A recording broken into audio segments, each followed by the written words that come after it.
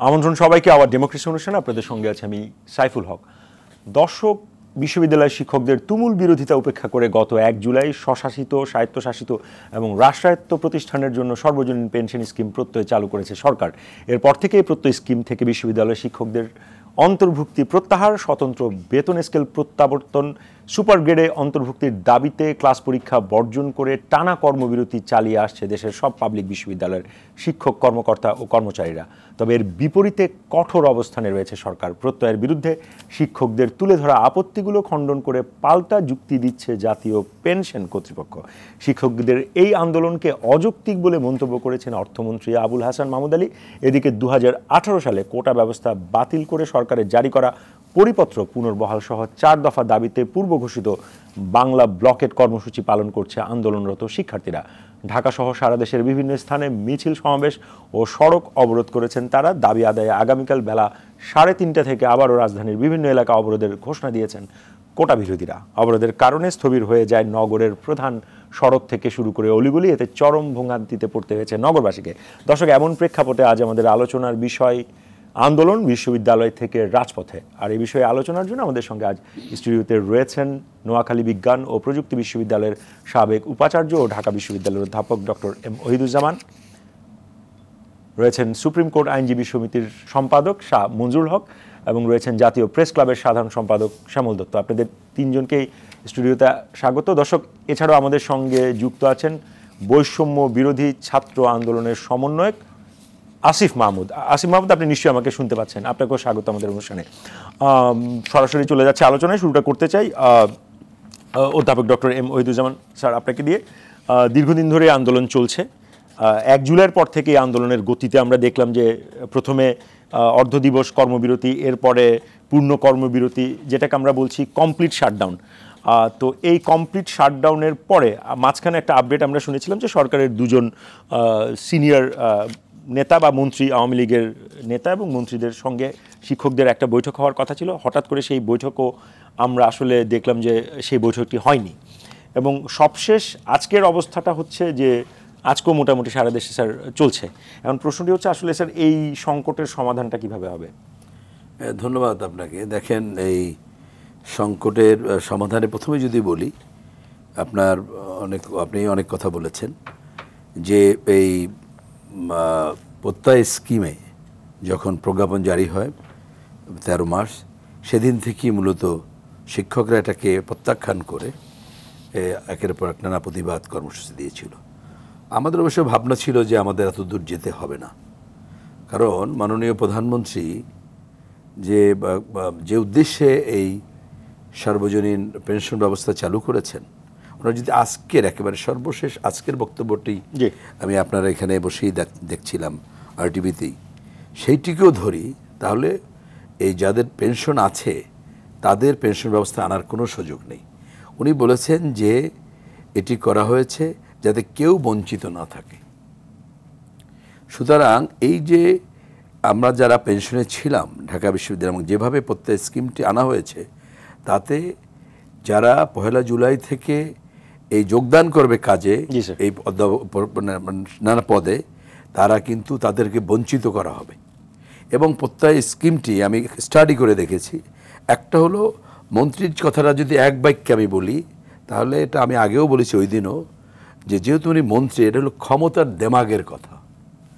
একটি যুক্তিও নাই যাদের পেনশন আছে ঢাকা বিশ্ববিদ্যালয় সহ বিশ্ববিদ্যালয়ের শিক্ষকদের এর ভিতরে আনার একটিও যুক্তি নাই। এবং যে কাঠামোতে এটিকে নিয়ে আসা হয়েছে, দুটো জিনিস আমি আলোচনা করতে পারি। একটি হলো যে কি সুবিধা দেওয়া হয়েছে। আমি একটু যদি স্যার আপনাকে একটু সহযোগিতা করি, সেটি হচ্ছে সুবিধা অসুবিধা, এটার বেনিফিট কি আছে, এটা ডিফেন্ড করেছে জাতীয় পেনশন কর্তৃপক্ষ, যেটা নিয়ে মোটামুটি বাংলাদেশে একদম স্যার আমি একটু বলি গণমাধ্যমগুলোতে স্যার মোটামুটি এটাই চলছে। কিন্তু প্রশ্নটি হচ্ছে স্যার, একটি তো হচ্ছে স্যার আইন করে করা হয়েছে, প্রজ্ঞাপন জারি করে, আরেকটা হচ্ছে প্রজ্ঞার জায়গা। আমরা যারা বিশ্ববিদ্যালয়ে শিক্ষকতা করছি, আমি নিজেও একই ঢাকা বিশ্ববিদ্যালয়ের শিক্ষকতার প্রেক্ষিত থেকে যেটা আমাদের মনে হয়েছে, সেই প্রজ্ঞার জায়গাটা কি স্যার আমরা সরকারের পক্ষ থেকে দেখতে পাচ্ছি? না, আমি দুইটা তবুও বলা প্রয়োজন আছে। এখানে আমরাও তো প্রতিটা জিনিস কিন্তু শুরুতেই আমরা এক্সপ্লেইন করি নাই বা নিজেরাও ভেবে দেখি নাই। যদি আমি একেবারে গোড়ায় আসি, এই প্রজ্ঞাপনটা যে জারি হয়েছে, প্রত্যয় যেভাবে জারি করা হয়েছে, এটি সম্পূর্ণভাবে সংবিধান বিরোধী। সংবিধানের যে মূল, আমাদের সংবিধান, বাংলাদেশের সংবিধানের যে মূলটা যদি আমরা ধরি, দি প্রক্লেমেশন অফ ইন্ডিপেন্ডেন্স, সেই প্রক্লেমেশন অফ ইন্ডিপেন্ডেন্সে এই রাষ্ট্র যে ঘোষণা করা হয়েছিল সেখানে তিনটি নীতির কথা বলা হয়েছে: ইকুয়ালিটি, ইন্টিগ্রিটি অ্যান্ড ডিগনিটি। এটা ইকুয়ালিটির পরিপন্থী, এবং আমাদের সংবিধানের দ্বিতীয় ভাগে রাষ্ট্র পরিচালনার মূলনীতি এবং মৌলিক অধিকার তৃতীয় ভাগের, তার সাথে এটি সাংঘর্ষিক। কারণ আপনি দেখেন যে আমি বা আমরা সকলেই আগের পেনশন পাবো। আমরা 1 জুলাই যে যোগ দেবে, 30 জুন যে যোগ দেবে, সে সব পাবে। 1 জুলাই যে যোগদান করবে তার পেনশন বাতিল করা হয়েছে, তাকে বেসরকারিভাবে একটি, এবং সেখানে কোনো সুবিধাই দেওয়া হয় নাই। সেটা আমি এক্সপ্লেইন করতে পারবো যে সেখানে কি দেওয়া হয়েছে। কিন্তু স্যার এই যে একটা বৈষম্য, একই জায়গায় আপনি কাজ করবেন, আপনি একদিন আগে যোগদান করেছেন আপনার হবে একরকম, আর একদিন পরে যোগদান করা, এটি সংবিধানের সমতা নীতির পুরো পরিপন্থী।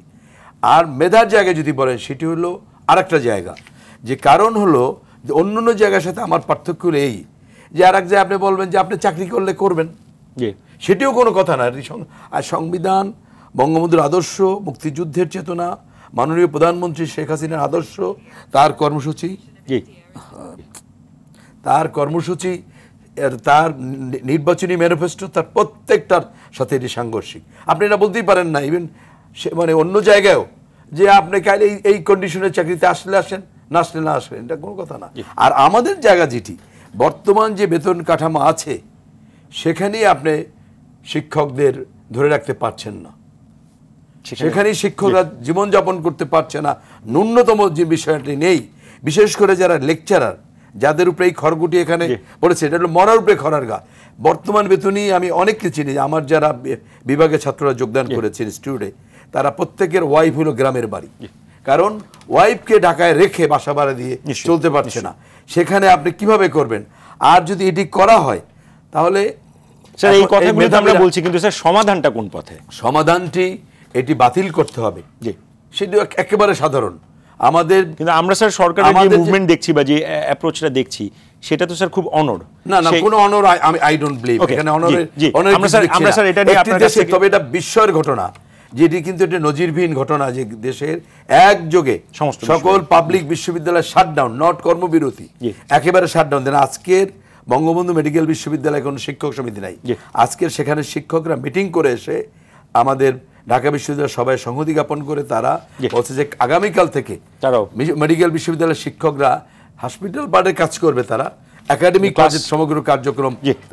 আমি স্যার আপনার কাছে আবার আসবো, যেতে চাই বৈষম্য বিরোধী ছাত্র আন্দোলনের সমন্বয়ক আসিম মাহমুদ। আসিম মাহমুদ, আপনি কি আমাকে শুনতে পাচ্ছেন? জি, শুনতে পাচ্ছি। জি, আপনাদের আন্দোলনের সবশেষটা একটু যদি আপনার মুখ থেকে আমরা শুনে আসি। আপনারা জানেন গত 5 জুন 2018 সালে ছাত্র আন্দোলনের প্রেক্ষিতে সরকারের একটি পরিপত্র দিয়েছিল, প্রথম ও দ্বিতীয় শ্রেণীতে কোটা বাতিল করে। গত 5 জুন হাইকোর্ট একটি রিটের ভিত্তিতে সেই পরিপত্রটিকে অবৈধ বলে ঘোষণা করে এবং কোটা পদ্ধতি আবার ফিরে আসে। এই প্রেক্ষিতে 5 জুন থেকে আমরা লাগাতার আন্দোলন কর্মসূচির মধ্যে আছি। গত 1 জুলাই থেকে আমরা সারা দেশে শিক্ষক ছাত্র ধর্মঘট এবং অবরোধ কর্মসূচি পালন করে আসছি।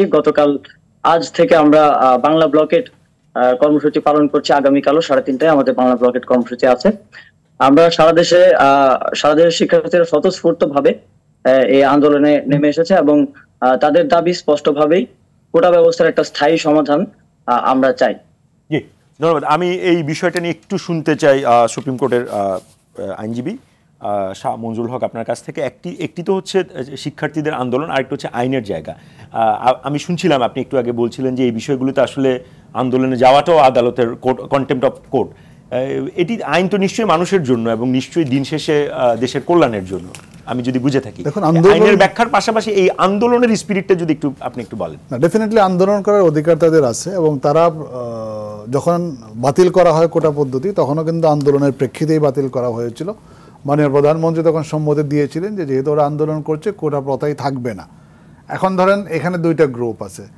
আমরা মুক্তিযোদ্ধারা আমাদের সূর্য সন্তান, তাদের রক্তের বিনিময়ে কিন্তু বঙ্গবন্ধুর আদর্শের ভিত্তিতে এবং বঙ্গবন্ধুর ডাকে সাড়া দিয়ে যারা মুক্তিযুদ্ধ করেছে, তাদের রক্তের বিনিময়ে কিন্তু আজকে আমাদের এই বাংলাদেশ। সুতরাং এই বাংলাদেশ যাদের রক্তের বিনিময়ে হয়েছে, তাদের সম্মানের জায়গাটা এবং তাদের আইনগত অধিকারের জায়গাটা এবং সমতার জায়গাটা, মৌলিক অধিকারের জায়গাটা, সেটাও কিন্তু আদালত বিবেচনা করেছে। এখন যে যারা এখানে এসে রিট মামলা দায়ের করেছে যে তাদের কোটা পদ্ধতি বাতিল করে দেওয়াটা অসাংবিধানিক বা বেআইনি, তাদের তো একটা যৌক্তিক কারণ রয়েছে। আমাকে একটা টিভি থেকে প্রশ্ন করা হয়েছিল যে কি আদালত কোনো ইমোশনাল সিদ্ধান্ত দিয়েছে কিনা মুক্তিযোদ্ধার সন্তান বা তাদের প্রজন্ম হিসাবে। আমার প্রশ্ন হচ্ছে না, কারণ সুপ্রিম কোর্ট, হাইকোর্ট ডিভিশনের রিট পিটিশন বা রিট জুরিসডিকশন কোনো কোর্ট আবেগের বশবর্তী হয়ে কোনো রায় দিতে পারে না। ওখানে যে জিনিসগুলি বিবেচনা আনা হয়েছে যে যারা প্রগতিশীল ছাত্র রাজনীতির সাথে জড়িত, যারা মুক্তিযুদ্ধের পক্ষের শক্তি, তারা কোটা পদ্ধতির সুবিধা পাচ্ছেন এবং এই সুবিধাটা কিন্তু তারা আইনগতভাবে পেয়ে আসছিলেন। সুতরাং আইনগত এই সুবিধাটা একটা আন্দোলনের প্রেক্ষিতে বাতিল করে দেওয়ার কারণে তারা তাদের অধিকার বঞ্চিত হয়েছেন বিধায় তারা রিট পিটিশন দায়ের করেছেন। রিট পিটিশনে উভয় পক্ষকে কিন্তু শুনেছেন, শোনার পরে হাইকোর্ট ডিভিশন একটা রায় দিয়েছেন এবং সেই রায়ের বিরুদ্ধে কিন্তু রাষ্ট্রপক্ষই আপিল করেছে, ওনারা কিন্তু আপিল করেন নাই। মানে যারা আন্দোলন করছেন তারা আপিল করেন নাই, আপিল করেছেন রাষ্ট্রপক্ষ। এবং রাষ্ট্রপক্ষ আপিল করার পর এটাকে আমরা সিএমপি বলি, মানে হাইকোর্ট ডিভিশনের জাজমেন্ট পাওয়ার আগেই সিভিল মিসলিনিয়াস পিটিশন দায়ের করা হয়। অ্যাপিলেট ডিভিশন যে কথাটা বলেছেন খারিজ করে দেন না। অ্যাপিলেট ডিভিশন বলেছেন যে এটা যেহেতু জাজমেন্টের কপি আমাদের সামনে আসে নাই, আপনারা জাজমেন্টের কপি পাওয়ার পর সিপি ফাইল করেন, আমরা দেখব। তাহলে অ্যাপিলেট ডিভিশন কিন্তু এই কথা বলে দেওয়ার মানে হচ্ছে যে এই বিষয়টা নিয়ে অ্যাপিলেট ডিভিশন দেখবে এবং আদালতের সর্বোচ্চ প্রক্রিয়া হচ্ছে অ্যাপিলেট ডিভিশন। সেই অ্যাপিলেট ডিভিশন যে রায় দেবে সেটাই আমাদেরকে মানতে হবে। এখন যারা আন্দোলন করছে ডেফিনেটলি তাদের আন্দোলন করার অধিকার আছে, কিন্তু সেই অধিকারটা অবশ্যই আইন এবং নৈতিকতা সাপেক্ষে, জনশৃঙ্খলা, জনস্বার্থ সাপেক্ষে হতে হবে। ওনাদের দাবির সাথে আমি একমত অথবা দ্বিমত, যেহেতু আমি আইনজীবী, কারণ আমাকে একটা পক্ষ নিতেই হবে এখানে। আমি মনে করি যে যারা এটার রিট পিটিশন দায়ের করে যারা রায় পেয়েছে তাদের আন্দোলনে যথেষ্ট যৌক্তিকতা, যে রায়টা দিয়েছে সেটিকে রিভিউ হওয়ার সুযোগ আছে ডেফিনেটলি। অ্যাপিলেট ডিভিশনে যাওয়াই মানে হচ্ছে রায়টা শুধু রিভিউ না, রায়টা পূর্ণাঙ্গ বাতিলও হয়ে যেতে পারে, আবার রিভিউ হতে পারে, আবার ডিসপোজও হতে পারে, একটা মাঝামাঝি অবস্থানে আসতে পারে। আন্দোলনরত যারা আছে তাদের মধ্যে থেকেও দেখলাম কেউ কেউ বলছে যে হ্যাঁ এটা কোটার পরিমাণ বেশি হয়ে গেছে, এটাকে একটা সমঝোতা এনে আরো কম করে করা হোক, এটাও হতে পারে। এবং তারা যদি এই ধরনের প্রস্তাব নিয়ে আদালতের সামনে যায়, এখন ধরেন ওনারা আন্দোলন করতেছে, আন্দোলন কখন করা হয় যে একটা বিষয় দুইটা কারণে হতে পারে। একটা হচ্ছে সরকারকে চাপের মধ্যে ফেলা, যে সরকার একটা সিদ্ধান্ত নেবে, সরকার কিন্তু এই মুহূর্তে সিদ্ধান্ত নেওয়ার সুযোগ নেই যেহেতু মামলাটা আদালতে বিচারাধীন। আর একটা হতে পারে যে আদালতের উপরেও কিন্তু একটা প্রেশার তৈরি করার জন্য হতে পারে, কিন্তু আদালতের উপর যে প্রেশার তৈরি করা হচ্ছে সেটা কিন্তু প্রেশারের চেয়েও বেশি হয়ে যাচ্ছে। ইট ইজ মানে কন্টেম্পট অফ কোর্টের একটা ইস্যু চলে আসে। যদিও একটা মুভমেন্টকে কন্টেম্পট অফ কোর্ট দিয়ে কখনোই বারিত করা যায় না, কিন্তু আমি বলবো যে শিক্ষার্থী যারা রয়েছে আন্দোলন করছে সাধারণ শিক্ষার্থীদের নামে, তাদের ধৈর্য ধরা উচিত এবং তাদেরকে দেখা উচিত যে অ্যাপিলেট ডিভিশন আইনি প্রক্রিয়া এটার কোনো। ধন্যবাদ। আমি এবার যেতে চাই জাতীয় প্রেস ক্লাবের সাধারণ সম্পাদক শ্যামল দত্ত আপনার কাছে। মোটামুটি আমরা যেটি দেখছি যে আসলে বিশ্ববিদ্যালয় থেকে মহাসড়ক সবখানে একটা স্থবিরতা, এই স্থবিরতার প্রেক্ষিতে যদি আপনি একটু সংক্ষেপে বলে আসলে সমাধানের জায়গায় তো আমাদেরকে যেতে হবে, সেটা কোন পথে হতে পারে? সমাধানটা তো পেতেই হবে, এটা যেমন সত্য কথা, কিন্তু সমাধান আমরা পেতে চাই কি না আদৌ? যদি তাই চাইতাম, আমার কাছে খুব একটা বিস্ময়ের বিষয় যে ওবায়দুল কাদের সাহেব শিক্ষকদের সঙ্গে বসবেন এরকম একটা কর্মসূচিও দিলেন, কিন্তু শেষ মুহূর্তে উনি এই বৈঠকটি থেকে বিরত থাকলেন। কেন থাকলেন আমি ঠিক জানি না, ওনারা হয়তো ভালো বলতে পারবেন। সাধারণ নাগরিক হিসেবে তখন বলছেন, আমি আপনাকে একটু ইন্টারভিউ করি, দেখেন সমগ্র নেতারা কিন্তু রেডি যাবে, উনি টাইম দিচ্ছেন 11টায়। তো এবং সবচেয়ে মানে হলো নেতারা খুব হার্ট হয়েছেন, একজনের বক্তৃতায় ফেডারেশন সভাপতি বলছেন যে টেলিভিশনের স্ক্রলে চলে আসছে, ওনারা কিন্তু জানে না যে সভাটি স্থগিত হয়েছে বা বাতিল হয়েছে। তার মানে টেলিভিশনের স্ক্রলে চলে আসছে যে আজকে সভাটি হচ্ছে। যোগাযোগের কোথাও একটা না, এটা যোগাযোগের বিষয় না, বিষয়টা হচ্ছে তার মানে সরকার চাচ্ছে না যে আমরা এখন আলোচনা করি। অত এরকমও হতে পারে যে কোনো না কোনো পক্ষ চাচ্ছে যে আন্দোলনটা আরো হোক।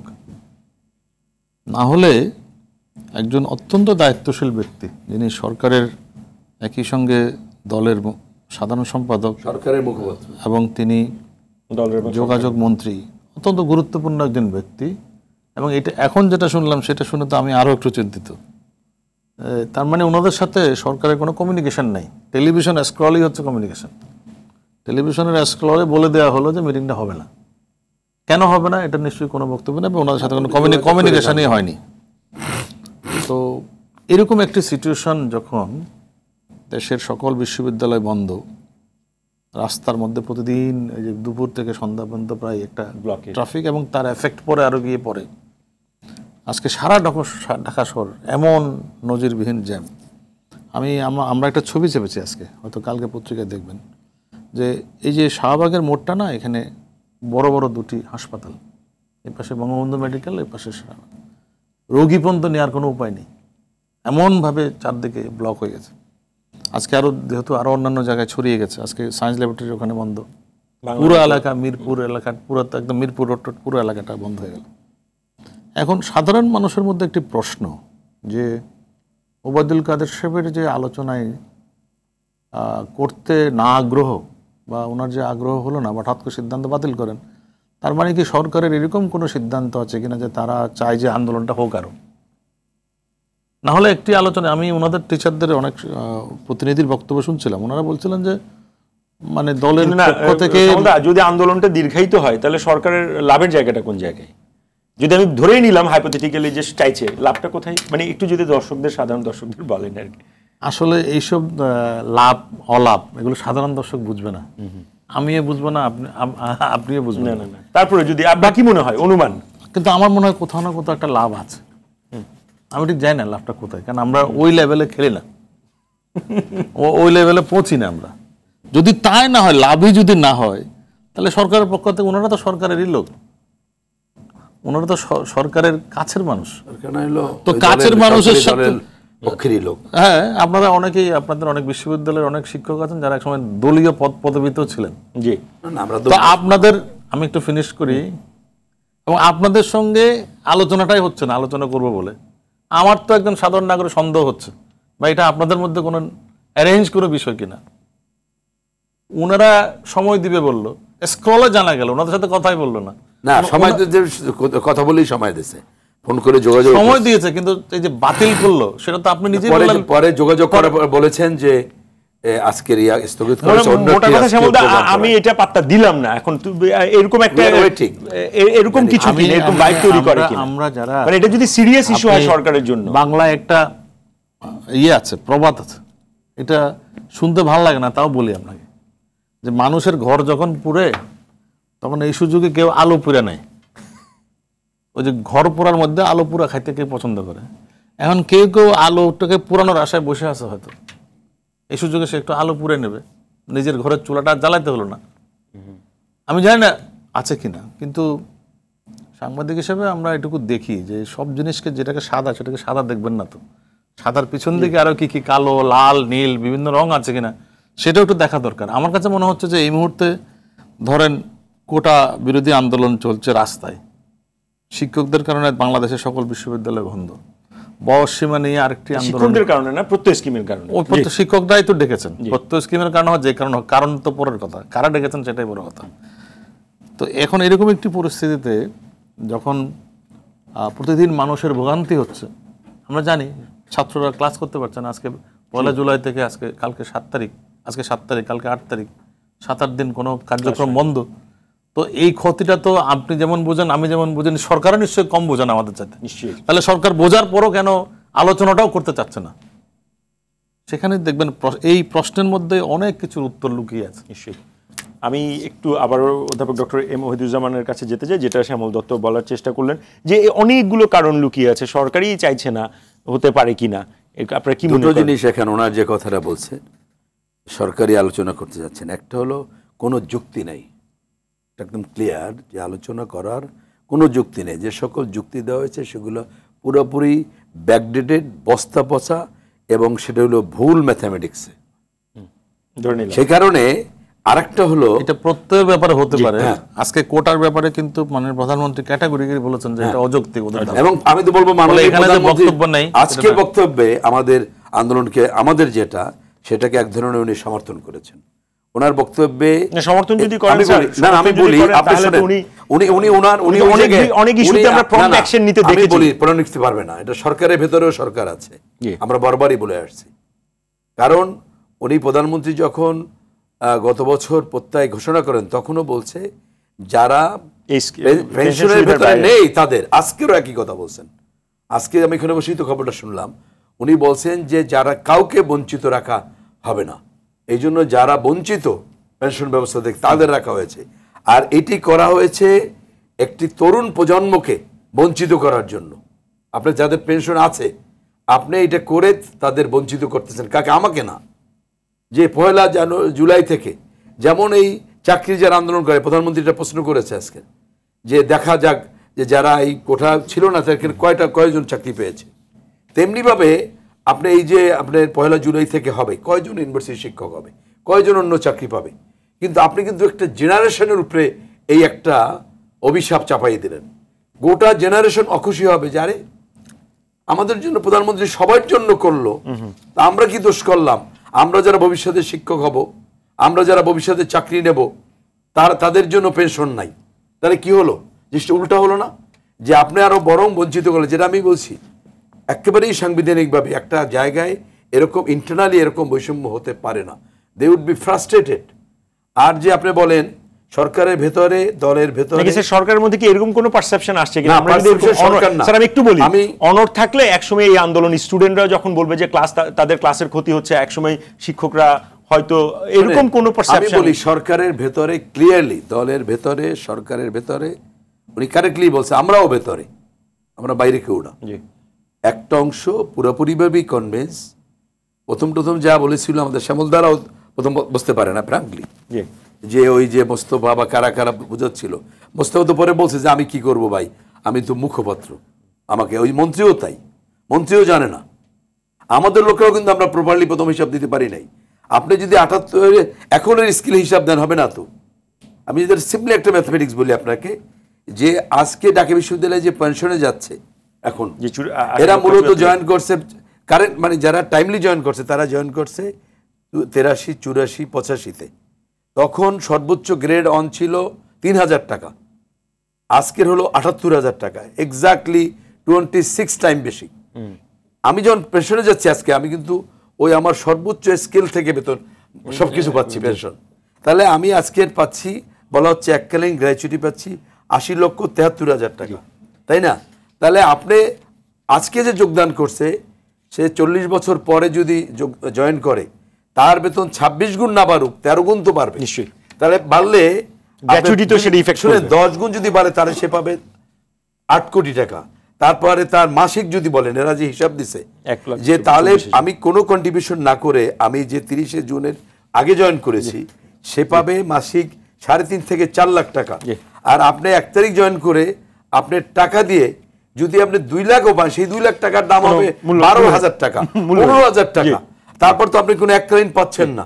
এটা তো অমানবিক, মানবতা বিরোধী। এবং এই প্রক্রিয়াটা যেভাবে পেনশনটা আনা হয়েছে, এই তো সংবিধান। আমি তো আইনের ছাত্র, একজন আইনজ্ঞ। আমি বললাম যে এটা বাংলাদেশ সংবিধানের পুরোপুরিভাবে পরিপন্থী, এবং আমাদের মাননীয় প্রধানমন্ত্রীর যে আদর্শ, তার দলীয় ম্যানিফেস্টো, সবকিছুর পরিপন্থী। এবং তার আজকের যে বক্তব্য যে কাউকে যাতে বঞ্চিত না হয়, তাহলে উনি তো কাউকে বঞ্চিত করার জন্য পেনশন ব্যবস্থা। আমি একটু এই ব্যাপারে শুনতে চাই সুপ্রিম কোর্টের আইনজীবী সমিতির সাধারণ সম্পাদক শাহ মঞ্জুর হক আপনার কাছ থেকে।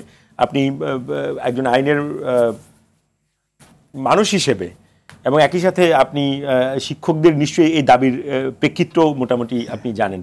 তো সেইখানে আমরা একদিকে কোটার ক্ষেত্রে বলছি সংবিধানের পরিপন্থী হয়ে যাচ্ছে বলে আমরা সেটা করেছি মৌলিক অধিকার। তো এটিও তো এক ধরনের অধিকারের জায়গা থেকে দেখা। ডেফিনেটলি অধিকার। আমি এটাই বলতে চাচ্ছি যে ধরেন শিক্ষকরা এখন যে পেনশন পাচ্ছে, এটা কিন্তু তার লিগ্যাল রাইটস নাম্বার 1। তারপর ফান্ডামেন্টাল রাইটস, ওগুলি অন্য বিষয়।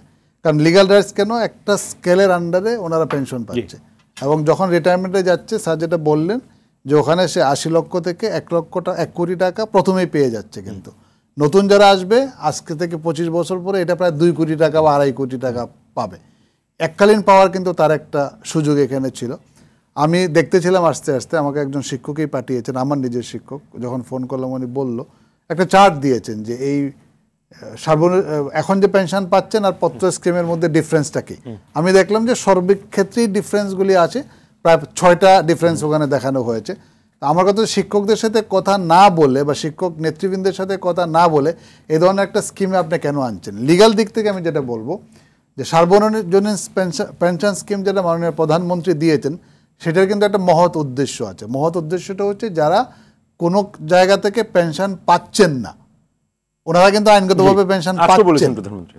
আর যে 4টা পেনশন স্কিম করা হয়েছে নামগুলি বোধ এরকম, প্রবাসে যারা থাকে প্রবাস, প্রগতি, সুরক্ষা এবং সমতা সুরক্ষা, এই 4টা স্কিমের আওতায় যারা পেনশন পাচ্ছে না তাদেরকে একটা মহৎ উদ্দেশ্য নিয়ে মাননীয় প্রধানমন্ত্রী পেনশন স্কিমের আওতায় এনেছেন বেসরকারি যারা। তাহলে সরকারি শিক্ষক পাবলিক বিশ্ববিদ্যালয়ের প্রায় 45টা বিশ্ববিদ্যালয়ের শিক্ষক, আপনি কি তাদেরকে বেসরকারিভাবে ঠেলে দিচ্ছেন? এখানে কোনো আমলাতান্ত্রিক জটিলতা আছে? নিশ্চয়ই না। হলে তাদের তো আইনগত অধিকার থেকে আপনি তাকে বঞ্চিত করছেন। আপনি তাকে দিচ্ছেন যে আপনিও কন্ট্রিবিউশন করবেন, সরকারও কন্ট্রিবিউশন করবে, তার ফলে ওখান থেকে আপনি একটা পেনশন পাবেন, সেই অ্যামাউন্টটা হয়তো বেশি না, বেশি না। যে এই বিস্তারিত আলোচনাগুলো এবং অঙ্কগুলো আমরা শুনবো, পাওয়ার ক্ষেত্রে হয়তো না, বেশি না, এককালীন তো নাই, বেশি পাওয়ার ক্ষেত্রে বেশি। থাকুন, ফিরছি একটু পরে।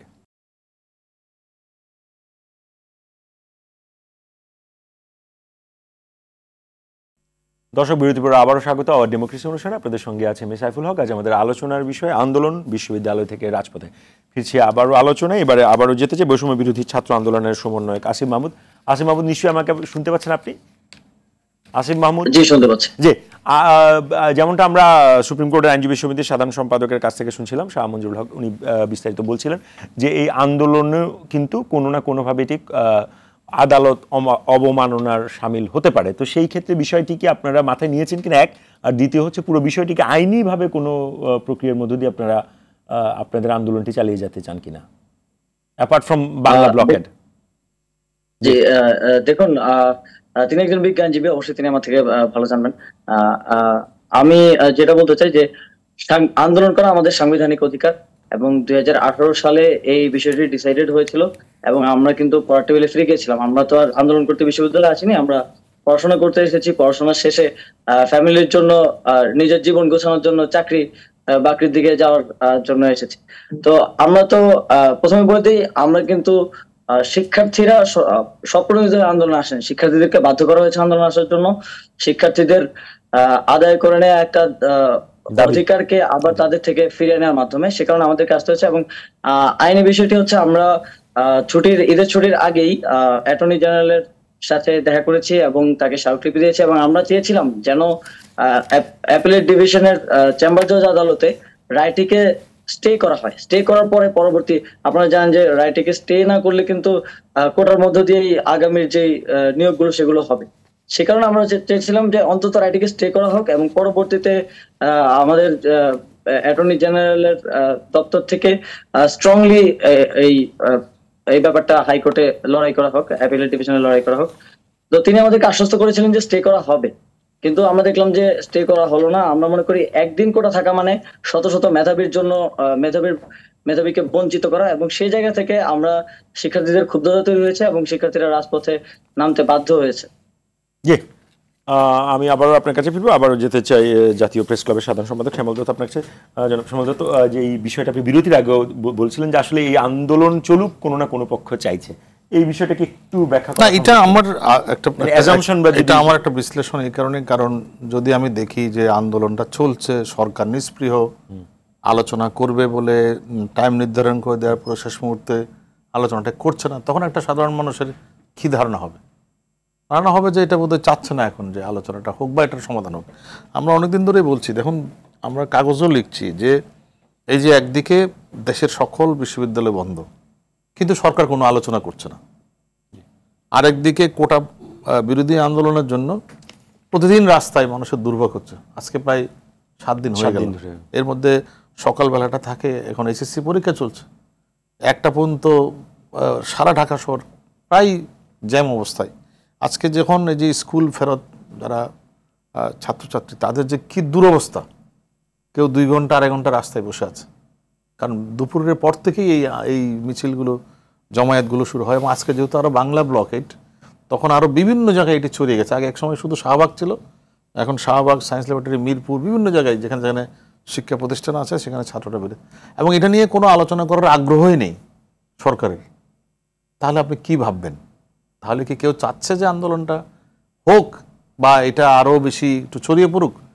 এটা একটা অনেক সাধারণ মানুষ আমাদেরকে জিজ্ঞেস করছে, ভাই কারণটা কি, সরকার এত উদাসীন কেন? বা সরকার একটা আলোচনা করবে বলে টাইম দিয়ে আবার ওনাদের সাথে কোনো কথা না বলে টেলিভিশন স্ক্রলের মধ্যে বলে দিল যে আলোচনা হবে না, তার মানে কি আপনি কি ধরে নেবেন এখান থেকে? সো এই ধরনের পারসেপশনগুলো আছে। আমি জানি না এর পেছনে কোনো অন্য কোনো উদ্দেশ্য আছে কিনা, বাকি আছে কিনা। কিন্তু এইগুলো আছে আলোচনায় যে সরকারের মধ্যে কি এই আন্দোলন নিয়ে বা এই নিয়ে অন্য কোনো চিন্তা আছে কিনা, সেই প্রশ্নটি তো উঠছেই। স্যার, আমি একটু আবার আপনার কাছে যেতে চাই। যে কথাটি শ্যামল দত্ত আগেও বলেছেন, এই কথাটি আসলে একটু গুরুত্ব বহন করে এই কারণে, কারণ এই দুটো আন্দোলন কিন্তু খুব অ্যাকিউট শেপে যাচ্ছে। তো সেই রকম অ্যাকিউট শেপে যাওয়ার পরও সরকারের তরফ থেকে যে কোনো ধরনের মুভমেন্ট আমরা দেখতে পাচ্ছি না, সেটার আসলে কোনো না কোনো তো ব্যাখ্যা নিশ্চয়ই আছে স্যার। হ্যাঁ, দুটো দিক দেখেন, দুটো আন্দোলন এক না। যেমন যারা ওই ছাত্ররা যেটা করছে না, ছাত্র যেটা উনিও বলছে যে যেহেতু এটা আদালতে আছে, এই মুহূর্তে সরকারের ওখানে কিছু করেনি, সেখানে অন্যান্য আন্দোলন করছে, সেটা জনমত সৃষ্টি, প্রেশার করা, আদালতের উপরে যেই সব প্রভাব পড়ে না তা না, পড়ে। আর একটা হলো উনি বলতে চাইছে যে তারা পাশাপাশি এই জায়গাগুলো যারা অনেকেই বলছেন যে এটা মিনিমাইজ করা কোটা, এবং ওইখানে কিন্তু ক্লিয়ারলি মাননীয় প্রধানমন্ত্রী বলছে যেটা আমাদের কিছু করণীয় নাই আজকের যেটা দেখলাম। আর আমাদেরটা কিন্তু ভিন্ন। আমাদেরটা হলো একটা হলো শিক্ষকরা বা যারা চাকরিজীবী তারা কিন্তু খুবই খারাপ অবস্থা আছে, দ্রব্যমূল্য বৃদ্ধি টিদ্ধি নানা কারণে। স্কেল আজকে যে কথাটা উঠছে যে স্কেল, এটাও আছে যে আপনার স্কেল চাইবেন, এর আগে আপনাকে অন্য একটা চাপাই দিই, ওইটা নিয়ে আপনি আন্দোলন করেন। এটা ওনার কথাটা ভুল না। এটা কারণ স্কেল তো 9 বছর 10 বছর হয়ে গেছে দেওয়ার কথা, স্কেল তো দেওয়ার টাইম হয়েছে। এবং আপনি জানেন যে সচিবালয়েও আরও 1-1.5 বছর যাবতীয় নানা সময় চেষ্টা হচ্ছে আন্দোলনের, বা নানা জায়গায় নানা জন আমাদের কর্মচারীরা, আমরা হয়তো শিক্ষকরা সহসা কথা বলতে চাই না, যতটাই কষ্ট হোক আমরা কিন্তু মুখ বুজে সেই কষ্টটা করে কাজ করি। এখন এই জিনিসটা আশায় দেখা গেল যে এটাও কিন্তু আমরা আমাদের স্বার্থে করছি না, কারণ আমাদের কেউটা কিন্তু হাত দেয় নাই। এখানে ভুল করছে যারা এটা করছে, যে মনে করছে তো ওনাদের কি অন্য আন্দোলন করবে কেন। কিন্তু আমাদের কি এই জন্য যেটা দেশের, আমাদের নতুন প্রজন্মের, আমার ছাত্রের, আমার সন্তানের, আমাদের শিক্ষার্থীদের, সেই জায়গায় দুটোই আছে। সুতরাং আর একটা হলো একই জায়গায় আপনি চাকরি করবেন, আপনি একদিন আগে জয়েন করেছেন আপনি একরকম, পরদিন জয়েন করেছেন, পরদিন জয়েন করে কি আপনার মহাভারত অশুদ্ধ হয়েছে? বা যারা আগামী দিনে ছাত্ররা যারা শিক্ষক হবে 30শে জুন পর্যন্ত যে যোগদান করছে আগেরটা বহাল থাকবে, এটা তো মানে দুনিয়া ছাড়া। অনেকে বলে ভারত দেশ কোথাও হয় নাই, পৃথিবীর কোথাও এরকম ব্যবস্থা হয় নাই, হতে পারে না। আমি চ্যালেঞ্জ করে বলে গেলাম, যারা বলে তারা মানে মূর্খের স্বর্গে বাস করে। আপনি বলতেছেন দেশ মধ্যম আয়ের, আপনি বলতেছেন দেশের জিডিপি এত বেড়েছে, তা মানুষের জীবনযাত্রা মান বেড়েছে, তা মানুষ এখন আবার আপনি এই মানুষকে কি আবার বস্তিতে পাঠাবেন? একজন শিক্ষক, ইউ আর এ টিচার, আপনি জানেন আমি নাম ধরে ধরে বলতে পারি যে আমার যে শিক্ষকরা রিটায়ারমেন্টে গেছে তারা সেই টাকা দিয়া কেউ একটা ফ্ল্যাট কিনেছে, কেউ টাকাটা একটা জায়গায় ব্যাংকে রেখে তার ইন্টারেস্ট দিয়ে একটা বাসা ভাড়া নিচ্ছে এবং সেই দিয়ে চিকিৎসা সেই হচ্ছে। তা সেই জায়গাটা না হলে কই যাবে একজন শিক্ষক? এবং এই যে বৈষম্য, এটা সংবিধান কোনোভাবে পারমিট করে না যে একই জায়গায় আপনি কাজ করবেন। আমি 30শে জুনের মধ্যে যোগদান করেছি, আমার জন্য একরকম, আপনি 1 জুলাই যোগদান করেছেন। সুতরাং আর সরকার কিন্তু, আমি যদি প্রধানমন্ত্রী আজকে বক্তব্য বলি যে যারা বঞ্চিত, কেউ যাতে বঞ্চিত না হয়, স্যার নতুন করে হতে পারে না। একটু স্যার আমরা একটু দর্শকদের স্যার ফেসবুকে আমরা স্যার কিছু ফ্যান থিওরি দেখছিলাম, কারণ দর্শকরাও তো এভাবে ভাবে। কেউ কেউ জানতে চাইছেন যে এরকম বেশ কিছুদিন আগে আমরা স্যার বেশ কিছু দুর্নীতির খবরে বড় বড় রাষ্ট্রীয় কর্মকর্তাদের, বিশেষ করে পুলিশের সাবেক আইজিপি, এনবিআর এর যিনি সচিব ছিলেন, এই মতিউর বেনজিরদের কাণ্ড কারখানাতে স্যার একেবারে গণমাধ্যম সয়লাভ। সেখান থেকে হঠাৎ করে দৃষ্টিটা এখন এদিকে আসছে কিনা, এক কনস্পিরেসি থিওরি, এক এটি একটা ফ্যান থিওরি। আরেকটা হচ্ছে স্যার ফ্যান থিওরি যেটা স্যার দর্শকরা লিখছে, সেটি হচ্ছে স্টুডেন্টদের যেহেতু একটা চাপ আছে, শিক্ষকদের দিন শেষে স্টুডেন্টদের কাছে দায়বদ্ধ।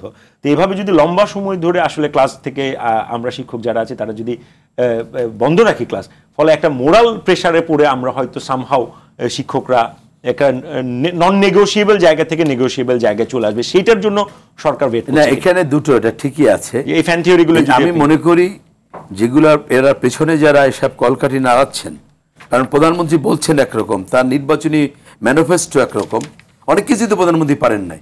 ওনার যে নির্বাচনী ম্যানিফেস্টো স্পষ্টত আছে যে শিক্ষকদের জন্য পৃথক পে কমিশন করে উচ্চতর বেতন কাঠামো, স্বতন্ত্র এবং উচ্চতর বেতন কাঠামো দেওয়া, কি উনি পেরেছেন? না, উনি পারেন নাই, তো পারেন না আমি বলবো, করেন নাই তা না। এবং এরকম ক্ষেত্রেও সুতরাং যারা এই যে বেনজির কাণ্ড বলে নিয়ে বলেন, এটা তো ছোট বড় কাণ্ড না, এবং যারা সরকারের ভেতরে যে আছে, সরকার বলতে একজন বোঝায় না, সরকারের ভেতরেও নানা ধরনের ছোট ছোট স্টেক হোল্ডার আছে এবং নানা পরামর্শ আছে। ডেফিনেটলি তারা সে সকল করার জন্য এটা করতে পারে। আর আরেকটা হলো যে সরকার কেউ কেউ যেহেতু বলছে সবার জন্য করবে, অন্যান্য সেক্টর যারা তারা যেহেতু আন্দোলন করতে পারবে না, সুতরাং তারাও মনে করতেছে যে শিক্ষকরা আন্দোলন করে এই জিনিসটাকে বন্ধ করুক। এটা হতেই পারে, আমিও মনে করি। এবং এটা তো সত্য যে এই আন্দোলনের কারণে যারা দুর্নীতিবাজ, লুটেরা, আমি এক দুইজনের মধ্যে সীমাবদ্ধ রাখতে চাই না। আজকের ব্যাংকে টাকা নেই, আজকে আপনার এই যে দুর্নীতি সর্বগ্রাসী, এবং এটা তো স্বাভাবিক। আমাদের যারা রাজনীতিবিদ, আমাদের তারা তো আশেপাশে যে লোক দেখে, এই যে মন্ত্রীরা যাদের নাম বলছেন তারা তো লোক দেখে প্রত্যেকে কোটি কোটি টাকা, শত কোটি টাকার মালিক, তারা মনে করে তাই। কিন্তু আমাদের জনগণ, আমরা যারা সাধারণ মানুষ, আমরা যারা চাকরিজীবী, শিক্ষকরা, তারা কিন্তু বেতনেই চলতে পারছে না। সুতরাং নতুন যে পে স্কেল দেওয়া, সেটাই যখন সবাই দাবি, সেখানে হতেই পারে। আমি আবারও আপনার কাছে যেতে চাই, আবারও শাহ মঞ্জুরুল হক আপনার কাছে। আসিফ মাহমুদ যে কথাটি বললেন যে তারা আসলে এই আন্দোলনে যাওয়ার আগে আইনি এক ধরনের অ্যাটর্নি জেনারেলের সাথে কথা বলেছেন, এটি স্টে করার কথা চেষ্টা করেছেন, তো সেইগুলো সামহাও তারা একটু যদি আইনি প্রক্রিয়া তো শেষ হয় নাই, যেহেতু অ্যাটর্নি জেনারেল অফিস তো বলে নাই উনি আপিল ফাইল করবেন না। এটা দুইটা স্তর আছে, একটা হচ্ছে সিএমপি বলি আমরা, before getting the judgement of the high court division. High court division যেহেতু রায় দিয়েছে, এখন পর্যন্ত জাজমেন্টের কপি পাবলিশ হয় না। পাবলিশ হওয়ার সাথে সাথেই সিপি ফাইল করতে পারবে এবং এটার উপরে আলোচনা করে অ্যাপিলেট ডিভিশন যে কোনো সিদ্ধান্ত নিতে পারবে। ওনাদের আন্দোলন করার যেরকম অধিকার রয়েছে, তার অধিকার এবং দায়িত্বের মধ্যে একটু পার্থক্য আছে। আপনার অধিকারটা আছে, সেই সাথে আপনার দায়িত্ব রয়েছে। সুপ্রিম কোর্ট বা আদালতের প্রতি আপনার যে দায়িত্ববোধ, সেটা হচ্ছে তার রায়ের প্রতি সম্মান দেখানো এবং তার রায়ের জন্য অপেক্ষা করা। সুতরাং এটা তাদের উচিত, অপেক্ষা করা নাম্বার ওয়ান। সেই অপেক্ষার ক্ষেত্রে আমরা যেটা শ্যামলদাও বলেছেন যে আসলে প্রতিদিন তো মানে একটা রাষ্ট্রকে, একটা শহরকে তো চলতেও হয়। হ্যাঁ, তো এই দিক থেকে যদি আপনি বিবেচনা করেন, যে ইকুয়েশনগুলি দর্শকরা আপনার কাছ থেকে জানতে চাচ্ছে ফেসবুকের মাধ্যমে, যে একটা দিয়ে আর একটা ঢাকার চেষ্টা করা হচ্ছে কিনা, আমার মনে হয় না এই ধরনের ইকুয়েশন। কারণ বেনজি সাহেব, মতিউর সাহেবের যে ইস্যুটা, এটা ন্যাশনাল কোনো ইস্যু না, বা শিক্ষকদের যেটা ইস্যু, এটা কিন্তু ন্যাশনাল ইস্যু। এবং ছাত্রদের থেকে একটু আলাদা জায়গাটা হচ্ছে যে স্টুডেন্টদের মধ্যে একটা ভাগ আছে, যে কেউ কোটা পদ্ধতি চাচ্ছে, কেউ চাচ্ছে না। কিন্তু আমি দেখলাম যে এই সার্বজনীন পেনশন স্কিমের আওতায় প্রত্যয় স্কিমের শিক্ষকদেরকে যেটা আনা হচ্ছে, সেখানে কিন্তু আওয়ামীপন্থী শিক্ষক, বিএনপিপন্থী শিক্ষক, জামাতপন্থী শিক্ষক, সকল শিক্ষকরাই কিন্তু এই জায়গাটা একমত। আইনি যে দুইটা বিষয় আমি বললাম, যেটা চান ভাই বারবার বলতেছিলেন, যে 1 জুলাই থেকে যে সকল শিক্ষকরা জয়েন করবে তারা স্কিমের আওতায় আসছে, ওনারা আসছেন না। তো ওনাদের যে ফেলো ফিলিংস, যে আমি আমার সাথে যারা আন্দোলন করছে আসলে আমার সাথে তাকে বৈষম্য করা হচ্ছে। আপনি শুধু আন্দোলনের দিকটা এখানে দেখার বিষয় না, আমি মনে করি সরকারের মধ্যে অবশ্যই বিজ্ঞজন রয়েছেন, এখানে কোনো একটা জটিলতা আছে। বা সার্বিক দিক থেকে যদি আপনি বিবেচনা করেন যে আপনারা শিক্ষক, বাট আমরাও কিন্তু ছাত্র থেকে আজকে এই পর্যায়ে আসছি, আমরা এখনো শিক্ষকদেরকে সেই জায়গায় শ্রদ্ধা করি। কিন্তু শিক্ষকতা পেশায় রাখার জন্য যে জিনিসটা দরকার, বারবার আপনারা বলে আসছেন যে নতুন স্কেলের একটা ইস্যু আছে, সুপার গ্রেডের একটা ইস্যু আছে, এইগুলি বিবেচনায় না নিয়ে, এবং প্রফেসর সাহেবরা বোধহয় সুপার গ্রেডে বেতন পান না, এবং আমি যেটা শুনেছি 25% শিক্ষকরা সচিবদের স্কেলে বেতন পান, বাকি 75% প্রফেসর হওয়ার পরেও সচিবদের স্কেলে পান না। এই জিনিসগুলিকে আপনি মিট আপ না করে আপনি একটা নতুন জায়গা ঠেলে দিচ্ছেন, যে তারা যে সরকারি পেনশন পেত, সেটা থেকে আপনি একটা যৌথ পেনশন বা বেসরকারি পেনশন স্কিমে আপনি তাকে ঠেলে দিচ্ছেন। তো বেসরকারি পেনশন স্কিমে ঠেলে দিলে আপনাকে এটাও চিন্তা করতে হবে যে আগে যেরকম সবাই শিক্ষক হওয়ার জন্য চাইতো না, শিক্ষক হওয়ার পরেও কিন্তু এখন পুলিশে চান্স পেলে পুলিশে যায়, অ্যাডমিনে চান্স পেলে অ্যাডমিনে চলে যায়, 2-1 থাকে শিক্ষকতায়। আপনি এই স্কিম করার পরে আপনি শিক্ষক কতটা রাখতে পারবেন? এবং আমি এজ এ লয়ার, আমাদের কাছে কারা যায়? ইউনিভার্সিটি পড়ুয়া, জুনিয়র ছেলেফেলেরা যায়। আমি যত জায়গায় বক্তব্য রাখি, সব জায়গায় ইস্যুটা আমরা নিয়ে আসছি। আমরা জানি না আপনাদের সেক্টরে কী অবস্থা।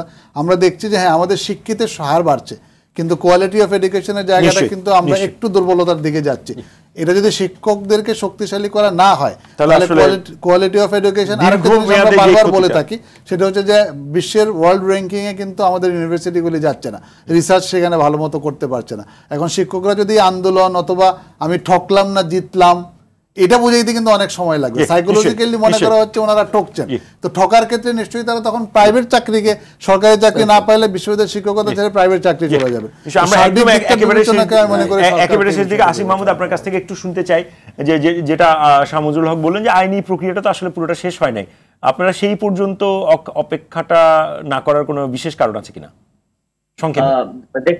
দেখুন, এ ধরনের মামলাগুলোর ক্ষেত্রে অ্যাপিলেট ডিভিশনে রায় আসতে 2 বছর লাগতে পারে, 3 বছর লাগতে পারে, 5 বছর লাগতে পারে। সেক্ষেত্রে আমরা চেয়েছিলাম খুব সিম্পলি এই প্রক্রিয়াটা চলাকালীন রায়টা স্টে করা, হাইকোর্টের প্রথম রায়টাকে স্টে করা, যাতে করে কোটা ব্যবস্থাটা পরিপত্র 18 সালের পরিপত্র বহাল থাকে এবং যতদিন পর্যন্ত রায় না আসে ততক্ষণ পর্যন্ত 18 সালের পরিপত্র বহাল থাকে এবং শিক্ষার্থীরা মেধার ভিত্তিতে একটা সমান বৈষম্যহীন নিয়োগের সুযোগ পায়। হাইকোর্ট যখন স্টে করলো না, অ্যাপিলেট ডিভিশন যখন স্টে করলো না, এটা শিক্ষার্থীদের মধ্যে ব্যাপক ক্ষুব্ধতা তৈরি করেছে, যে কারণে আমরা বাধ্য হয়েছি রাজপথ আন্দোলনে নামতে। এবং আমাদের দাবি থাকবে কোনো প্রকার লাল ফিতার দৌরাত্ম্য না রেখে এবং আমাদেরকে শিক্ষার্থীদেরকে হাইকোর্ট না দেখিয়ে সরকার কোটা ব্যবস্থার একটা স্থায়ী সমাধান করুক। শুধুমাত্র পরিপত্রটা কিন্তু দেওয়া হয়েছিল প্রথম ও দ্বিতীয় শ্রেণীর ক্ষেত্রে, আমরা এখন চাই সকল গ্রেডে কোটা ব্যবস্থার একটা স্থায়ী সমাধান করুক, সরকার একটা কমিশন গঠন করে চুক্তি সংস্কার। ধন্যবাদ আসিফ। আমরা একেবারে শেষ, আমরা শুনতে চাই জাতীয় প্রেস ক্লাবের সাধারণ সম্পাদক শ্যামল দত্ত আপনার কাছে। আসিফ মাহমুদ যে কথাটা সব শেষে বলেছেন, আমাদেরকে হাইকোর্ট না দেখিয়ে, তো মানে একটা শিক্ষকদের এবং শিক্ষার্থীদের এদেরকে হাইকোর্ট না দেখিয়ে এই সমাধানের আপনি আশা দেখেন কিনা এবং সেটা কোন পথে? একেবারে মনে হয় না সমাধানটা হাইকোর্টেই হতে হবে। হাইকোর্ট দেখেন বা না দেখেন, চোখ খোলা রেখে দেখেন বা চোখ বন্ধ করে না দেখেন, যাই দেখেন না, হাইকোর্ট তো আমাদের দেশেরই একটা অংশ। হ্যাঁ, আমাদের দেশেরই অংশ এবং হাইকোর্টটা যেতে হবে। হাইকোর্ট মানে এখানে উনি যেটা মনে বোঝাতে চেয়েছেন, আমিও খুবই লাইট টোনে কথাটা বলছি আর কি। কিন্তু সংকটটা হচ্ছে কি, যে ধরেন সরকার যদি এই যে 18 সালে একটা পরিপত্র জারি করলো, তো এটা আবার রিভাইভ করা, আমি সত্যিকার অর্থে বলতে কি, আমি অনেক জনের বক্তব্য শুনি এই যে কোটা বিরোধী আন্দোলনে, কেউ খুব খোলাসা করে বিষয়টা বলতে চান, কারণ এটা স্পর্শকাতর বিষয়। মুক্তিযোদ্ধা বিষয়টা অনেকেই এইভাবে বলেন যে হ্যাঁ, আমরা মুক্তিযোদ্ধাদের প্রতি সম্মান রাখি, একই সঙ্গে কোটা ব্যবস্থারও একটা সংস্কার চাই।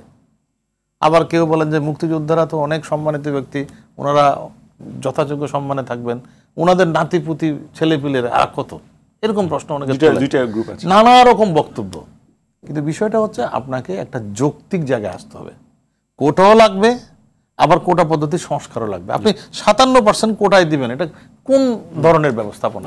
এবং এটাকে একটা যৌক্তিক পর্যায়ে এনে আলোচনাটা করা জরুরি। আমি খুব আশাহত হচ্ছে কোন জায়গায় জানেন, I am not seeing any anxiousness in the government, বা সরকারের যারা নীতি নির্ধারক আছেন, যারা চিন্তাশীল মানুষ আছেন, যারা পলিসি মেকিং, তাদেরকে তো উদ্বেগটা দেখাতে হবে এবং তাদের সঙ্গে একটা আলোচনা করতে হবে। শ্যামল, আপনাকে অসংখ্য ধন্যবাদ। যেটা আপনার বক্তব্য দিয়ে আসলে আমাদের অনুষ্ঠানটা শেষ করতে চাই, যেমনটা উনি বলেছেন যে আসলে দিন শেষে সবকিছু আলোচনার মধ্য দিয়েই সমাধান করতে হবে, সেই প্রত্যাশায় আমরা থাকলাম। দর্শক, আওয়ার ডেমোক্রেসি আজ এ পর্যন্ত। সঙ্গে থাকার জন্য সবাইকে অসংখ্য ধন্যবাদ।